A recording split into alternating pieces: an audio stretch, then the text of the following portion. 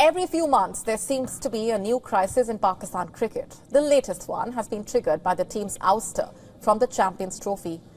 Now, such has been the manner of their exit that it hasn't just prompted disappointment or anger, but brought out the entire spectrum of emotions from the Pakistani public, from the hopeless to the bizarre.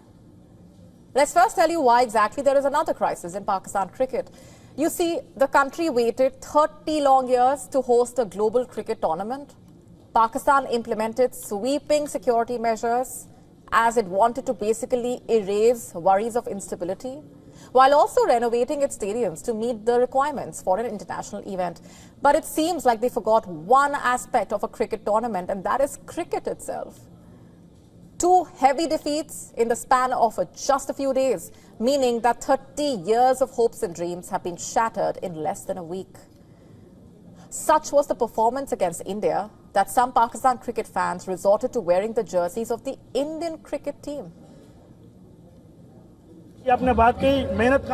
Where was the hard work? They were fielding as if they were watching a show. They did not work hard. They had no skill. That is why I support India. Kohli had been out of form.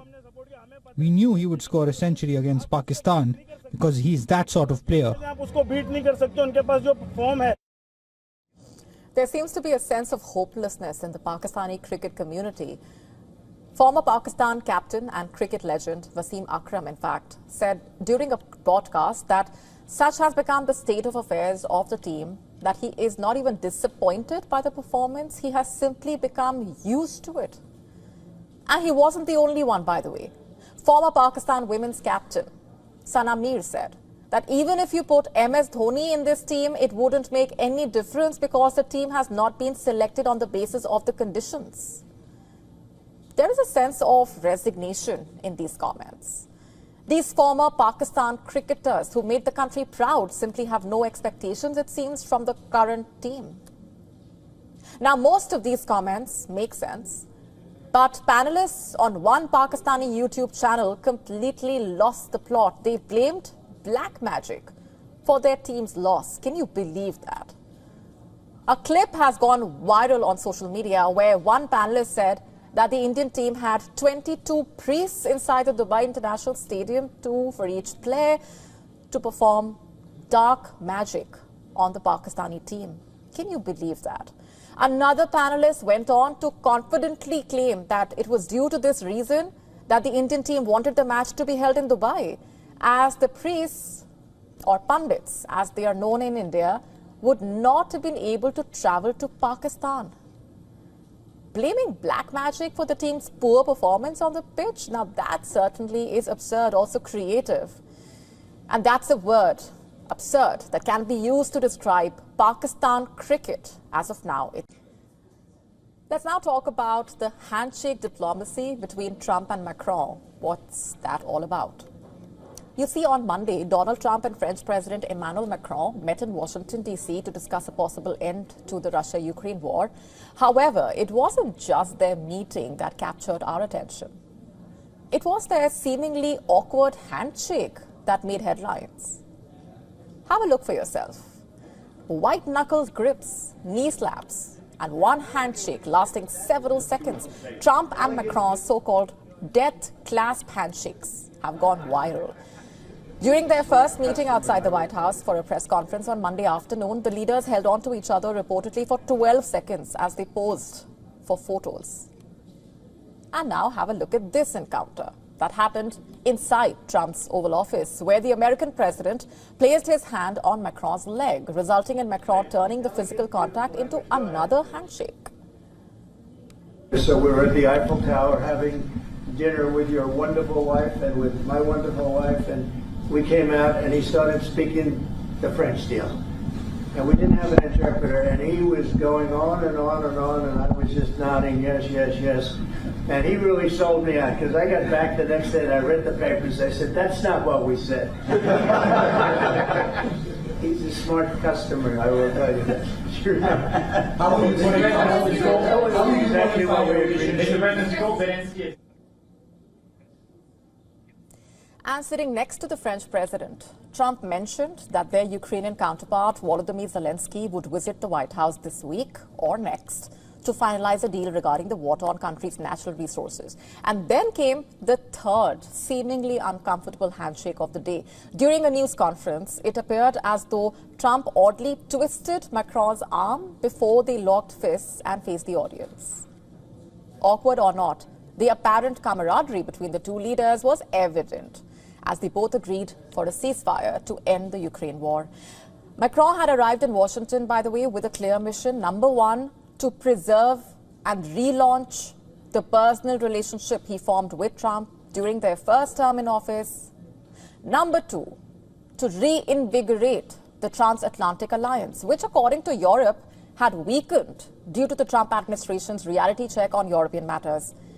In this regard, it's safe to say that Macron seems to have already scored a point by being the first European head of state to visit Trump since his election. Macron successfully got his foot in the door, and as both leaders reaffirmed their commitment to ending the war in Ukraine, Trump also stressed that Europe must take on a greater role in ensuring Ukraine's long-term security, noting Macron's agreement on this issue. Listen in. It's time to end this bloodletting and restore peace, and I think we're going to do it. We've had some great conversations, including with Russia. Meanwhile, Macron acknowledged the shift in U.S. leadership as a key opportunity to re-engage with Russia. Listen to this as well. Have discussion. I think it's useful to have negotiation. I think it's super important to go to the peace.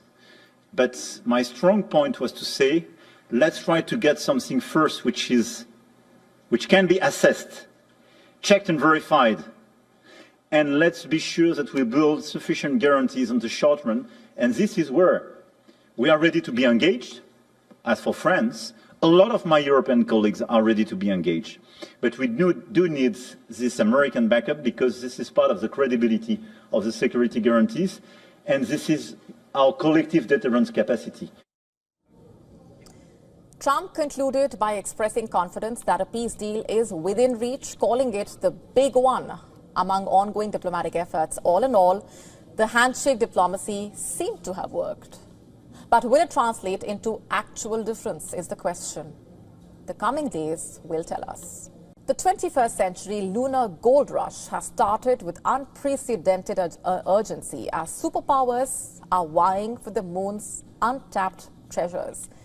Was once science fiction is now the front line of geopolitical competition, with billions at stake and national prestige on the line. Are we witnessing the birth of an extraterrestrial mining industry that could perhaps transform our future in space? Take a look.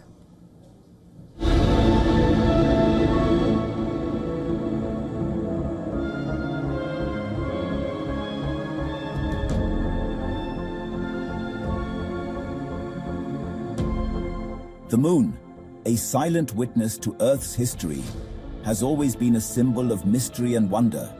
Poets dream of its glow, lovers whisper under its light, and astronomers map its craters. But now, the moon is more than a celestial marvel, it is a frontier of untapped wealth.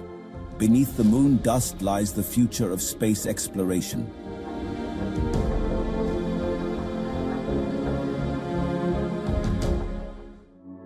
Mining the moon isn't just science fiction. NASA is readying plans to mine the lunar surface for valuable minerals, crushed rock for construction.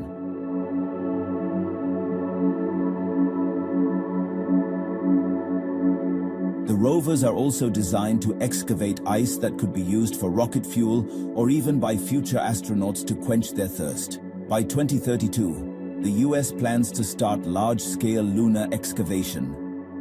To make lunar mining a reality, NASA is developing an army of autonomous robots. The Cadre rovers, small solar-powered explorers, will map the moon's surface and scan for buried resources.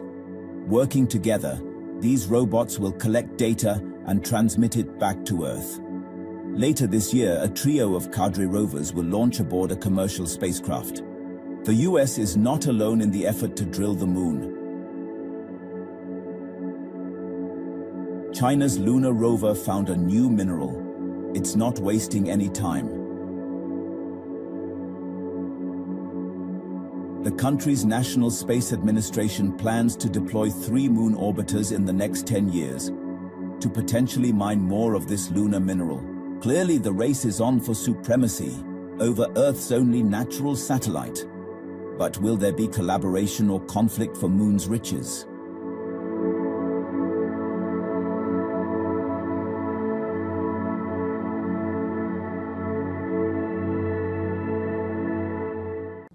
Once the world's dominant economic power, the UK has seen its financial influence wane over the decades.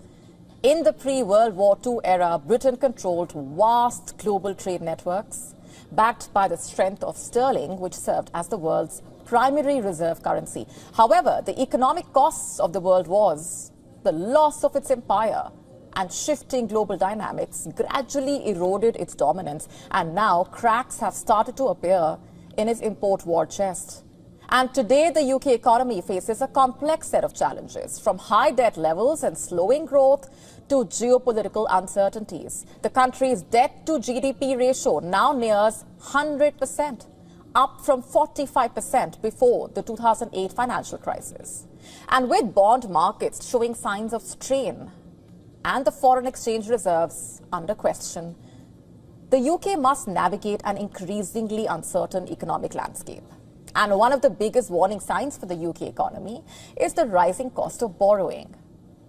You see, the UK borrows money by issuing long-term government bonds. Investors buy these bonds, and in return, the government promises to pay them interest over time. And the yield, or the interest rate the government must pay, indicates how much investors ask for investing in them. The yields have been rising, by the way, meaning investors demand a higher return for investing in these bonds. The 10-year yield jumped from 3.9% in September 2024 to 4.9% in January 2025. And this is happening even as interest rates are being cut, a sign that markets are uncertain about the UK's fiscal future. Adding to the concerns, the UK government borrowed $22.5 billion in December, 25% more than expected. Meanwhile, foreign exchange reserves have fallen to $112.5 billion, well below their 2019 peak, of $147.5 billion. And these numbers basically suggest that Britain's financial position is becoming increasingly fragile, making it harder for the government to fund new projects or respond to economic shocks.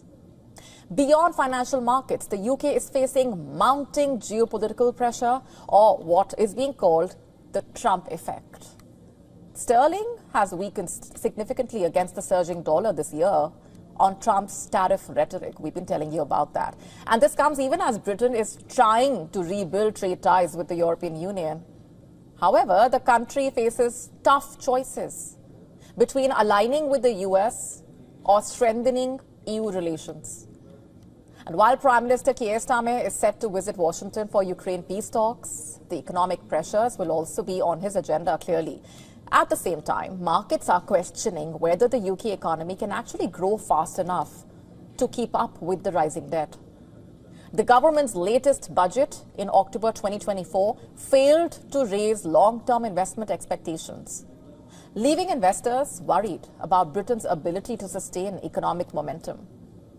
With public debt climbing, borrowing costs rising, forex reserves dwindling, economic forecasts under scrutiny, the UK now faces a crucial turning point. The question is, will policymakers make tough financial decisions to restore confidence? Or will Britain's economic challenges deepen further? The coming months will be critical for shaping the country's financial future, and we will be closely monitoring the developments.